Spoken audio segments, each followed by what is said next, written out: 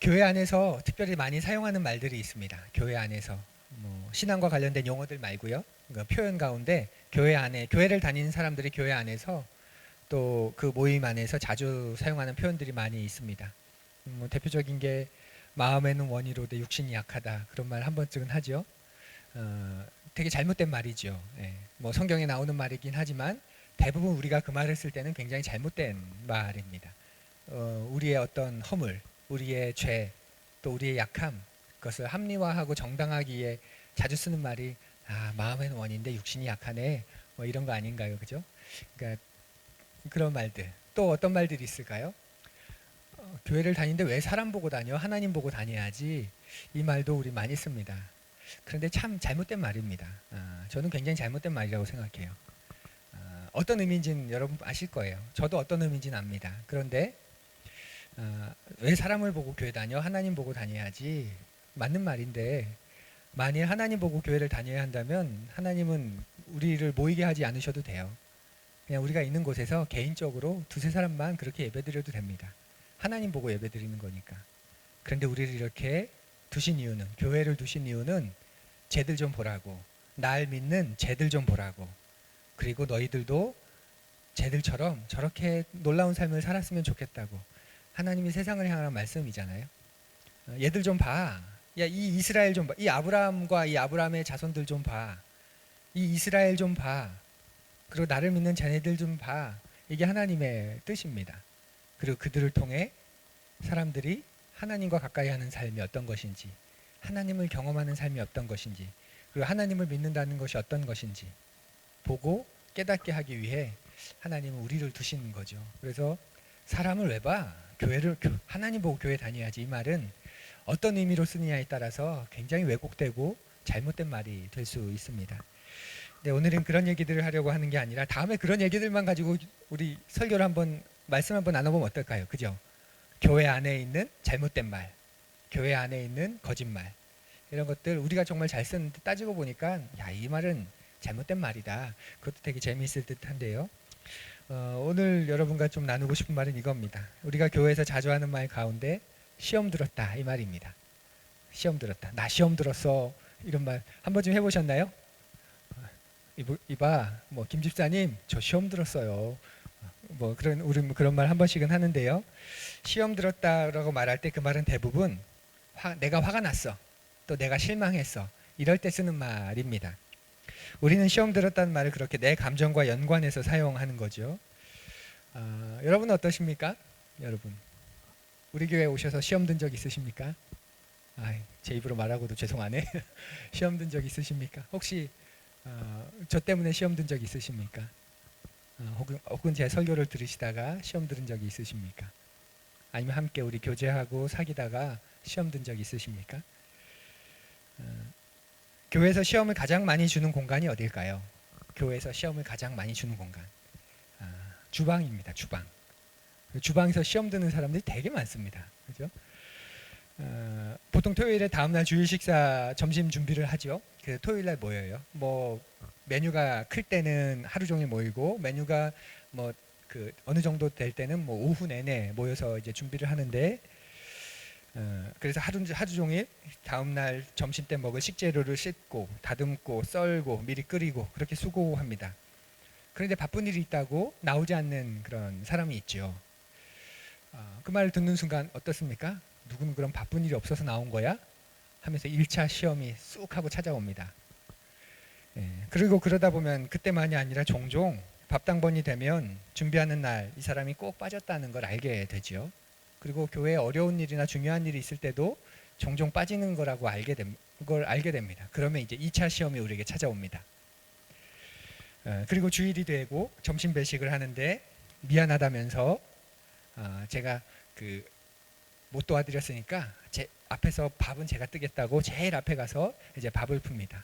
밥을 풀면서 오는 교우들한테 오만 생색을 다 내는 모습을 보면서 가장 강한 3차 시험이 툭 하고 찾아오죠. 또 시험을 많이 주는 공간이 어디 있을까요? 교회에서 시험을 많이 주는 공간, 바로 여기죠. 여기 설교대입니다. 설교대. 목사님 설교에 시험 들었다는 사람들이 많습니다. 그 말은 좁게는 목사님의 설교가 내 생각과 다르다, 목사님의 생각에 내가 동의할 수 없다. 이런 의미에서 넓게는 목사님의 이야기가 합리적이지 않다. 보편 이성으로는 좀 받아들일 수 없다. 그런 의미도 있습니다. 그런데 하나님에게도 시험 들었다고 말하는 사람이 있습니다. 나 하나님한테도 시험 들었어. 그래서 나 좀 쉬어야 되겠어. 이렇게 말하는 거죠. 의외로 많은 사람들이 하나님을 매우 편협한 분으로 여기고 있다는 거 아십니까? 하나님을 굉장히 편협하게 여깁니다. 여러분 어떠십니까? 굉장히 많은 사람들이 하나님을 편협하게 여깁니다. 여러분 아니실 것 같죠? 제가 기준이 될 만한 잣대를 하나 드릴게요. 한번 그걸 근거로 해서 여러분이 하나님을 편협하게 여기는지 아닌지 한번 생각해 보십시오. 하나님의 이름을 부를 때, 하나님을 생각할 때 기대감이 없다, 떨림이 없다. 그러면 보편적으로는 하나님을 편협하게 여기는 겁니다. 나를 사랑해주는, 또 내게 기쁨이 되는 사람을 생각할 때 우리는 가슴이 떨립니다. 그리고 미소가 생기죠. 그리고 좋습니다. 마음이 무장해제됩니다.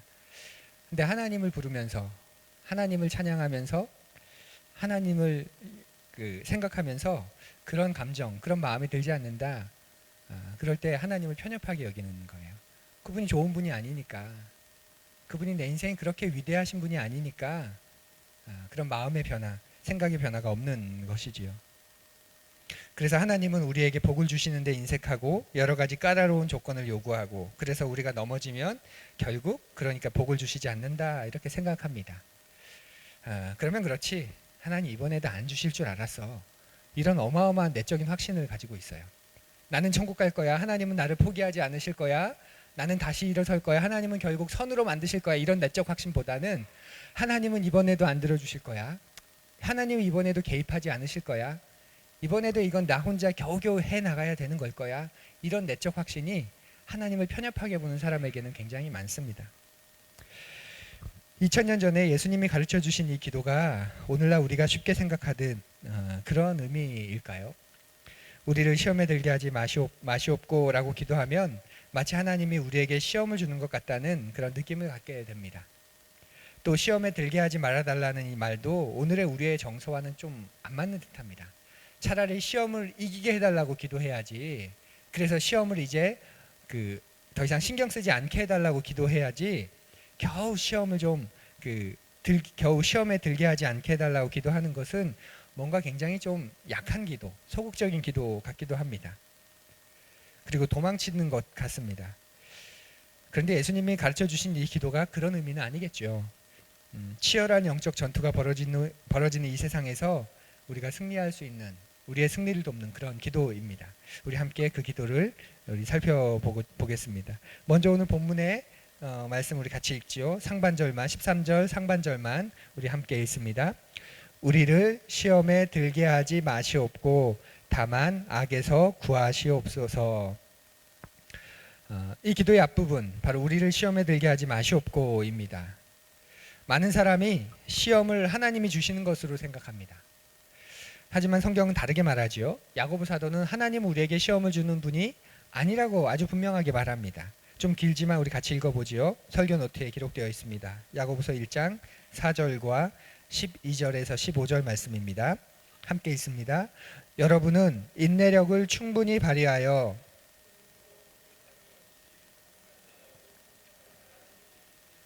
시험을 견디어내는 사람은 복이 있습니다. 그 사람은 그의 참됨이 입증되어서 생명의 면류관을 받을 것이기 때문입니다. 그것은 하나님을 사랑하는 사람들에게 약속된 것입니다. 시험을 당할 때에 아무도 내가 하나님께 시험을 당하고 있다 하고 말하지 마십시오. 하나님께서는 악에게 시험을 받지도 않으시고 또 시험하지도 않으십니다. 사람이 시험을 당하는 것은 각각 자기의 욕심에 이끌려서 꿰매에 빠지기 때문입니다. 욕심이 잉태하면 죄를 낳고 죄가 자라면 죽음을 낳습니다. 야고보 사도가 지금 말하고 있는 아주 분명한 증언이 무엇입니까? 하나님은 사람을 시험하지 않으신다라는 겁니다. 그래서 내가 하나님께 시험을 당하고 있다 이렇게 말해서는 안 된다는 거지요. 여기서 시험이라는 단어는 영어로 설명하면 조금 더 분명해지는데 유혹, 미혹, 이런 temptation이라는 뜻입니다. 하나님은 우리를 그렇게 유혹하는 분이 아니라는 말이죠. 그리고 하나님은 어떤 것에도 유혹받는 분이 아닙니다. 그러면 우리가 시험에 드는 원인이, 우리가 유혹되는, 미혹에 빠지는 원인이 어디에 있을까요? 하나님이 아니라 바로 우리 자신의 욕심입니다. 여러분, 시험은 우리 밖에서 우리에게 찾아오는 게 아니라 우리 내부에서 자라고 있는 욕심이 원인이 되는 겁니다. 그래서 바깥에서 어떤 조건이 주어지면 내 내면의 욕심이 거기에 반응함으로 문제가 일어나게 되는 거지요. 그래서 중심이 흔들리지 말라고, 심지를 곧게 하라고 하는 이유가 거기에 있습니다. 시험이 외부에서 오는 거라면 차단하면 돼요. 그냥 철저하게 고립되게 차단하고 수도원 생활처럼 그냥 그렇게 살면 됩니다. 그런데 수도원 생활을 한다고 유혹이 없을까요? 깊은 산에 홀로 들어가서 그 전원 생활을 혼자 한다고 유혹에 빠지지 않을까요? 아닙니다. 유혹과 미혹은 외부에서 오는 게 아니라 내 내부에 있는 내 욕심, 내 욕망이 외부의 어떤 자극에 반응할 때 일어나는 것이지요. 그럴 때 우리는 어떤 반응을 할 수 있을까요? 두 가지 반응을 보통 합니다. 먼저는 그 시험을 견뎌내는 반응을 하는 사람들이 있겠죠. 여기서 견뎌낸다, 이 말은 인내한다는 말과 같습니다. 마음속에 시험이 찾아올 때, 시험이 생겼을 때 우리는 인내하는, 굴복하지 않는, 견뎌내는 반응을 할 수 있습니다. 그리고 그렇게 인내력을 발휘해서 시험을 견디어 나갈 때 야고보의 말씀처럼 조금도 부족함이 없이 완전하고 성숙한 사람이 되어가는 겁니다. 성경은 끊임없이 우리에게 그리스도 안에서 완전한 사람이 되라고 말합니다. 아멘 하면 좋겠는데요, 여기는. 성경은 끊임없이 우리에게 완전한 사람이 되라고 말합니다. 여러분 지금 아멘 하셨는데 뭔가 확 와닿는 게 없으세요? 완전한 사람이 되라고 말합니다. 완전한 사람이. 최선을 다해서 살다가 끝나는 게 아니라 온전하라고, 완전하라고 말합니다. 아니, 어떻게 우리가 완전할 수 있습니까? 어떻게 온전할 수 있습니까? 그런데 성경은 우리에게 그렇게 말합니다. 하나님은 그렇게 말합니다. 여기서의 완전이란 천사 같은 완전함이 아니겠죠. 천사 같은 완전함은 우리가 그 하나님 앞에 섰을 때 경험하게 될 것이지만, 이 땅에서 살아갈 때의 완전함이란 어떤 완전함이냐면 적어도 내가 내 의지를 사용해서 지속적이고 반복적이고 고의적으로 죄를 선택하는 그런 삶을 우리가 살지 않을 수 있다는 말. 그게 신앙의 전통에서 그리스도인의 완전함이라고 말하고 있습니다. 그리스도인의 완전함. 우리는 이 세상에서 그 그리스도를 힘입어서 완전한 삶을 살 수 있어. 그런데 그때 완전함이란 어떤 완전함이냐면 적어도 내가 내 의지를 사용해서 지속적이고 반복적이고 고의적으로 악한 죄를 선택하지 않는 그 삶. 그게 성령을 만난 사람들의 삶, 성령 하나님과 동행하는 사람들의 삶의 모습이라고 성경이, 그리고 그 성경의 전통을 이어받은 수많은 그리스도인들이 우리에게 전해 주었습니다. 그리고 우리는 그 전통을 따라 이 땅에서 그리스도의 형상까지, 그런 그리스도의 형상까지 우리가 자랄 수 있음을 믿습니다. 하나님은 그렇게 우리에게 완전한 그리스도인이 되라고 말씀하셔요. 여러분, 완전한 그리스도인입니다. 그래서 평생의 시간이 필요합니다. 평생의 시간이 걸려요. 그럼에도 인내하는 사람은, 견뎌내는 사람은, 굴복하지 않는 사람은 점차 성숙해서 그리스도 안에서 온전한 사람이 되고 결국 그 진실함이 입증돼서 마지막에 생명의 면류관을 받는다고 성경이 약속합니다. 이것이 시험을 견뎌내는 사람의 복이라고 말하는 거죠. 자, 시험이 우리에게 찾아올 때 우리는 첫 번째 반응, 그 시험을 견뎌내는, 그 시험 속에서 인내하고 굴복하지 않는 반응을 할 수 있습니다. 그럼 두 번째 반응은 어떤 반응일까요? 두 가지 반응이 있다고 말씀드렸는데, 두 번째 반응은 그 시험을 품는 반응이죠. 품는 것. 마치 닭이 알을 품듯이 그 욕심을 내가 거부하는 게 아니라, 거절하는 게 아니라 기다렸다는 듯이 내가 품는 겁니다. 마음에 욕심이 생겼을 때 인내하면서 버티면서 싸우는 게 아니라 욕심을 받아들여서 내가 유혹으로 키워내는 거지요. 그렇게 되면 그 유혹은, 그때까지는 유혹이었지만 내가 그것을 품는 순간 유혹은 더 이상 유혹이 아니라 죄가 되기 시작합니다. 그래서 결국 죽음이라는 영원한 결과를 낳게 되는 거죠. 그래서 성경은 욕심이 잉태한즉 죄를 낳고 죄가 장성하여 사망을 낳는다고 말하고 있습니다. 야고보서 1장은 시험의 속성과 과정과 결과를 그래서 정확하게 보여줍니다. 이해를 위해서 여러분 설교 노트에 그림으로 표로 정리해 보았는데요. 우리 안에는 그렇게 자기 욕심이 있습니다. 이 욕심을 가지고 살아가는 우리 앞에 시험이 찾아오게 되지요. 그 시험 앞에서 우리는 두 가지 반응을 할 수 있습니다. 인내하거나 잉태하거나.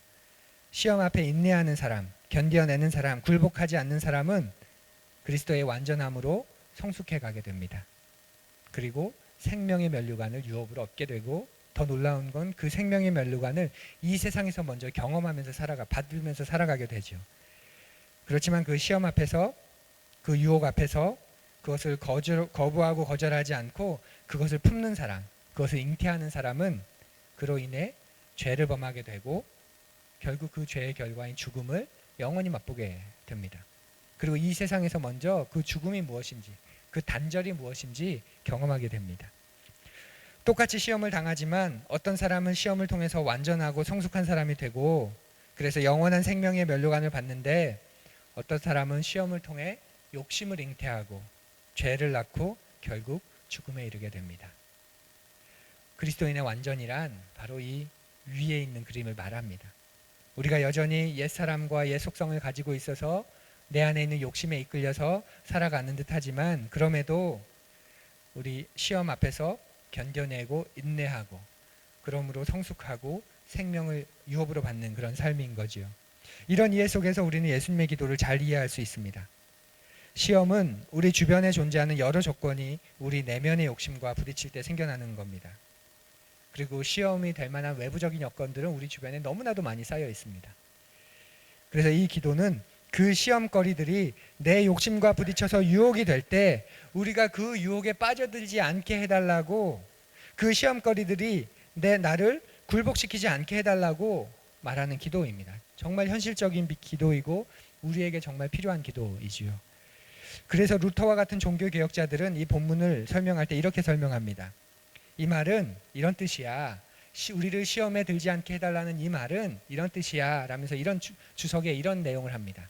새가 머리 위를 날아가는 것을, 내 머리 위를 날아가는 것을 막을 수는 없지만, 그러나 그 새가 내 머리 위에 둥지를 트는 것은 우리가 막을 수 있다. 시험에 들지 않게 해달라는 기도가 바로 이런 기도이다. 유혹이 우리에게 찾아오는 것, 미혹이 우리에게 찾아오는 것, 나도 모르게 내 옛 자아와 옛 습성에 불끈하고 솟아나서 무엇인가 욕망하는 것 막을 수는 없지만, 그러나 그것을 잉태해서 죄로까지 가지 않게 하는 것은 우리가 막을 수 있다라는 거지요. 사랑하는 푸르니 여러분, 새들은 끊임없이 여러분의 머리 위를 맴돌고 있다는 것을 기억하십시오. 우리는 늘 시험거리에 노출되어 있습니다. 여러분의 주변에 문제와 시험거리가 많이 있지만 그 시험거리가 여러분 마음속에 들어가서 잉태되는 것을 여러분은 막을 수 있습니다. 여러분은 막을 수 있습니다. 또 막아야 합니다. 혼자 힘이 안 되시면 안 되죠. 성령 하나님의 도우심을 구하십시오. 그리고 지체들의 도움을 구하시고 또 지체들의 기도를 구하십시오. 그리고 도저히 안 되겠다 싶으면 그 자리를 피해서 지체들과 함께 하십시오. 그러면 우리는 그 시험을, 그 유혹을 잉태해서 죄가 되는 것을 막을 수 있습니다. 그게 왜 죄가 될까요? 그 자리에 머물러 있어서, 거기를 피해야 하는데 머물러 있어서, 그리고 그 순간 변화할, 환기시킬 다른 그 신앙의 대상들이, 그 지체들이 있어야 하는데 그렇게 하지 않아서 그 자리에서 우리가 죄로 빠지는 것입니다. 주님의 이 기도는 바로 그것을 막게 해달라는 기도입니다. 우리 곁에 흔하게 놓여있는 시험들 속으로 우리가 빠져들지 않도록 해달라는 기도입니다. 시험은 누구에게나 있습니다. 시험이 없는 사람 없습니다. 저 시험이 없는 것 같지 않으세요? 저 정도 되면 시험이 없을 것 같지 않으세요? 저에게도 참 많은 시험이 있습니다. 사람마다 조금씩은 다르겠지만 누구나 다 약한 부분이 있습니다. 아주 오래전에 30년도 더 된 것 같은데요. 리더스 다이제스트 한영판? 아마 그 정도에서 읽었던 기사였던 것 같은데 굉장히 재밌었습니다. 어떤 기사였냐면 한 커플이 미국에서 한 커플이 저녁 시간에 이제 맥도날드 드라이브 스루를 통해서 이제 그 햄버거를 주문하고 받았습니다. 그리고 차를 몰고 근처 호수가 있는 그 공원으로 가서 거기서 이제 두 사람이 그 호수를 보면서 그 햄버거를 먹으려고 하는데 이렇게 종이봉투를 딱 여니까 놀랍게도 거기에 자신들이 주문한 그 햄버거가 들어있는 게 아니라 돈이 들어있는 거예요. 뭐냐면 그날 하루 이제 마감할 때 이들이 찾아갔기 때문에 하루를 마감하고 넣어둔 돈, 그 돈을 잘못하고 이 직원이 잘못 준 거죠. 이 커플이 어떻게 했을까요? 그 자리에 바로 일어나서 차를 몰고 다시 돌아가서 그것을 주었습니다. 너무 따뜻한 미담 이야기가 되어서 이 직원들이 사례를 하고 싶고 이것을 조금 이야기하고 싶어서 막 얘기했는데 이 두 사람이 거절했습니다. 철저하게. 아니 그렇게 하지 말아달라고. 심지어 겸손하기까지 하죠. 그런데 알고 보니까 놀랍게도 이 두 사람은 서로의 배우자들이 있었습니다.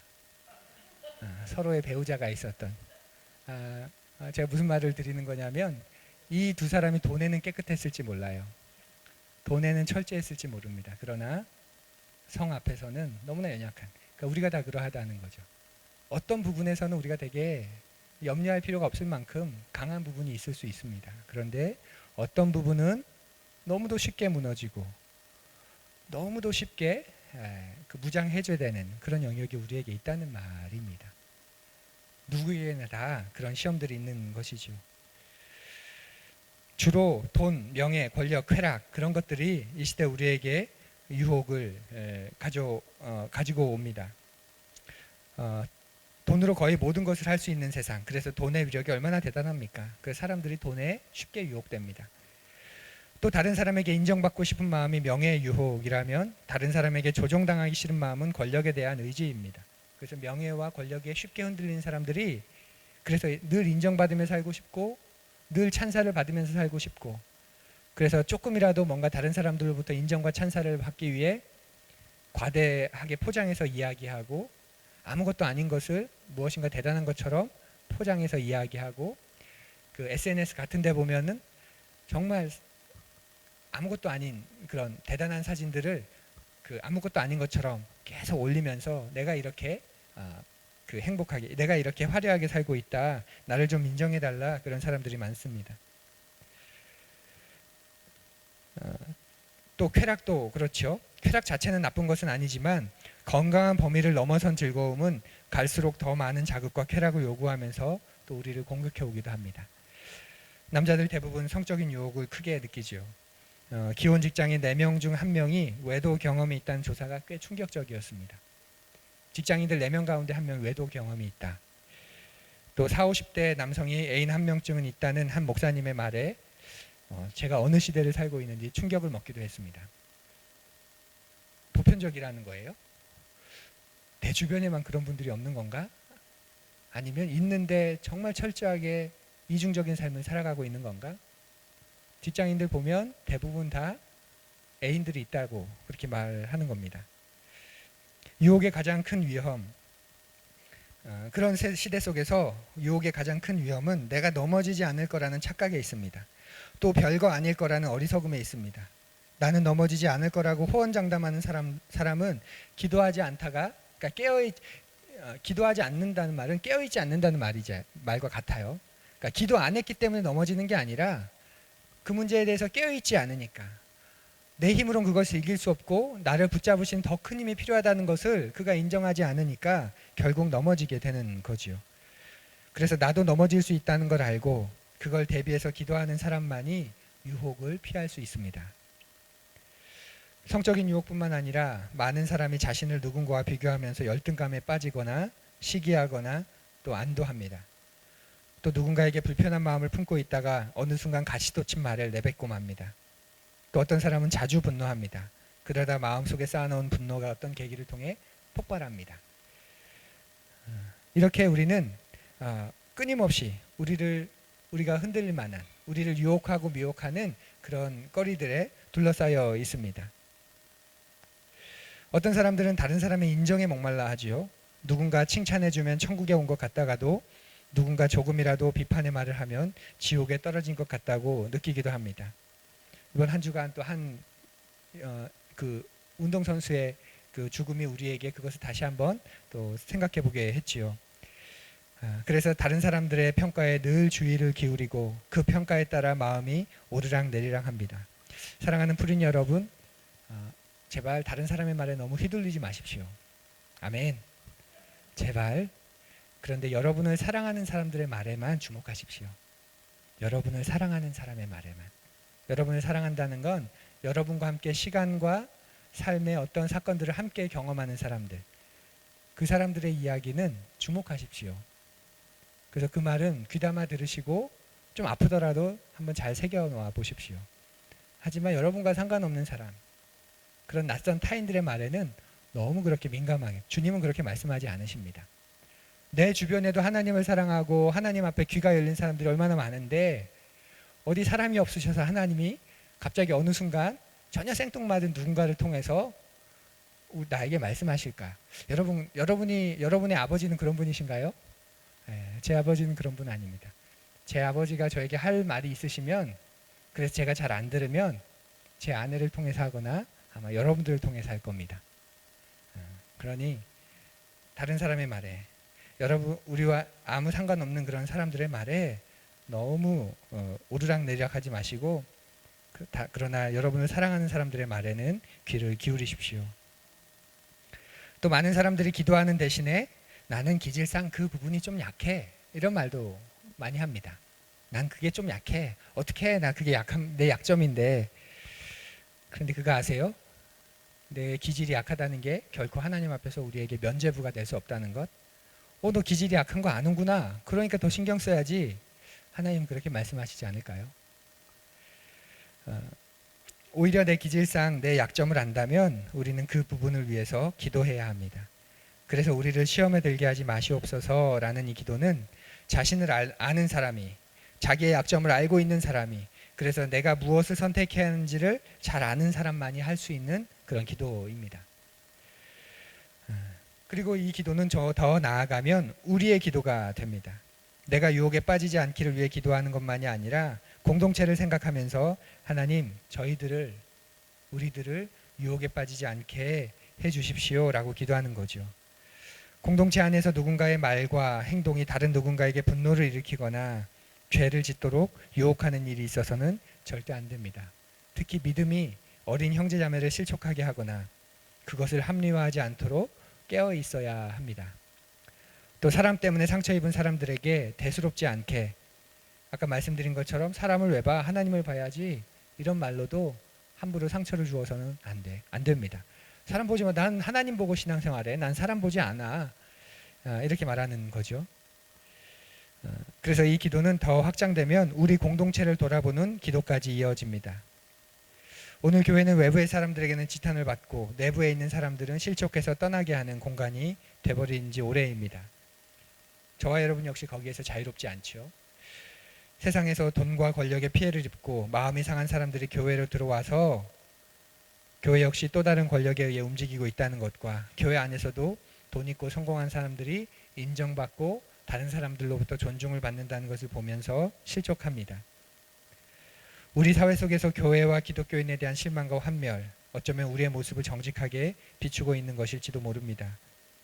그래서 우리 때문에 사람들이 교회를 찾으려고 했던 마음을 잃어버리고 있는 거지요. 그렇게 우리는 나 자신과 우리 공동체를 돌아보면서 공동체 안팎에 있는 사람들을 위해서 기도해야 합니다. 하나님, 교회가 교회다워지게 하시고 그리스도인이 그리스도인답게 해주십시오. 그래서 공동체 안과 밖의 사람들이 시험에 빠지는 일이 없게 해주십시오. 그렇게 우리 가정을 위해서, 우리 교회를 위해서, 또 여러분이 속한 공동체를 위해서 기도해야 합니다. 우리는 주님이 가르쳐 주신 이 기도를 그래서 매일 꾸준히 드려야 할 책임, 의무가 있습니다. 특히 여러분들 반복적으로 실패하는 부분이 있으시다면 그 이유가 무엇인지 돌아보시고 구체적으로 그 부분을 위해서 기도하십시오. 또한 인생의 중요한 결정을 내릴 때, 우리의 육체와 마음이 약해졌을 때, 우리가 성공해서 마음이 높아지고 편안해지고 성공에 취했을 때 반드시 이 기도를 드리는 것을 잊지 마십시오. 하나님, 시험에 들게 하지 마십시오. 저를 시험으로부터 건져 주십시오. 언제나 호시탐탐 우리를 노리고 있는 유혹거리들에 대비하고 대항하기 위해 매일 깨어서 이 기도를 드리는 여러분 되시기를 간절히 고대합니다. 오늘 많은 그리스도인들이 세상 사람들과 별다르게 살지 알면서 별다르지 않게 살면서 늘 자기 합리화를 하는 모습이 너무나 안타깝지 않으십니까? 이런 세상에서 교회는 정말 소중합니다. 눈에 보이는 건물, 조직을 말하고 있는 게 아니라 믿음 안에서 진실하게 삶을 나누는 신앙의 공동체를 말하고 있는 겁니다. 실제로 삶을 나누는 공동체에 소속해서 정기적으로 만나는 사람들이 없다면 그 사람은 매우 위태하고 외로운 삶을 살고 있는 겁니다. 그리고 언제 어떻게 넘어질지 모릅니다. 우리는 예수 그리스도 안에서 한 몸이 되어야 시험에 빠지지 않고 혹 빠졌더라도 지지 않고 혹 졌더라도 다시 일어설 수 있는 사람이 되게 됩니다. 그것이 우리에게 교회를 주신 이유이고 공동체를 주신 이유입니다. 함께 그런 삶을 살아가면서 승리를 경험하고 이 세상 속에서 본향을 향해 나그네의 삶을 계속 경주하는, 그래서 그리스도의 완전함이라는 것을 우리가 살아가면서 경험하는, 저는 경험하고 싶습니다. 그리스도인의 완전함. 적어도 내가 내 의지를 사용해서 지속적이고 반복적이고 고의적으로 그 악한 죄들을 선택하는, 인간이기 때문에 연약한 육신을 입고 있기 때문에 순간순간 욱하고 들어오는 그런 예성품과 미혹과 유혹들이 있지만 그것을 내가 내 고의로, 내 스스로, 내 자의로 선택하지 않을 수 있는 정도의 그 완전함, 얼마나 좋을까요? 그런 삶을 살면 얼마나 좋을까요? 그게 이 땅에서 성령 하나님께서 우리를 도우시는 도우심입니다. 번번이 연약하고 넘어지는 우리이지만 우리에게는 그런 부르심이 있고 그런 소망이 있습니다. 그런 삶 함께 살아가는 우리가 되기를 간절히 고대합니다. 우리 조용히 거듭의 기도 우리 드리길 원합니다.